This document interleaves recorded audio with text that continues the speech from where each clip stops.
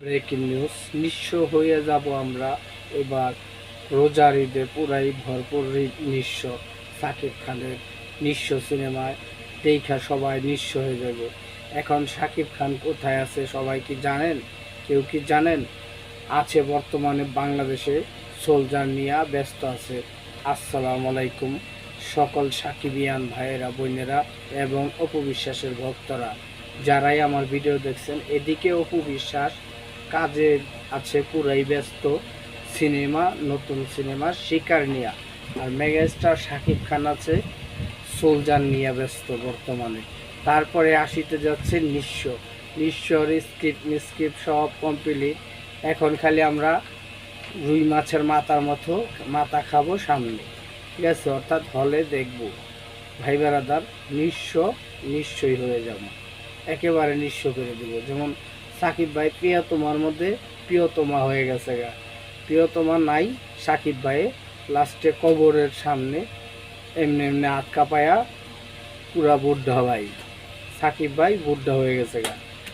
প্রেমিকার জন্য দেবদাস, যাকে বলে নাকি অপু বিশ্বাসের লোকে দেবদাস সিনেমাও ছিল শাকিব খান। তারপরে বাইরে হইলো কি বরবাদ, সব বরবাদ করে দিল। মৃত্যুরে না পাইলে বরবাদ করে দিছি।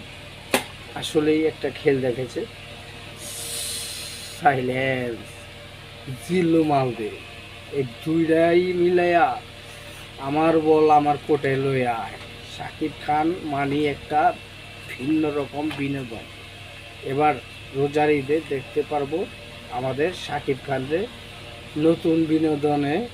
নিঃস্ব নামটা আমার ভাল লাগছে, আপনাকেও লাগছে না লাগছে অবশ্যই কমেন্ট বক্সের মাধ্যমে জানাইবেন। ভাই বেড়াদার, এটা হলো আমার কথা। এখন আপনারা কি বলেন অবশ্যই লাইক দিয়া সঙ্গে থাকবেন, ভিডিওটা থামাইয়া শেয়ার করবেন। শাকিব খান নিঃস্ব সিনেমায় সবাইকে নিঃস্ব করে দেবে, ঠিক আছে? তারপরে আসতে যাচ্ছে আবার কোনো নতুন কোনো ধামাকা। কুরবানি ঈদে হয়তো একজন পাইতে পারে হিমেল আশরাফ, ঠিক আছে?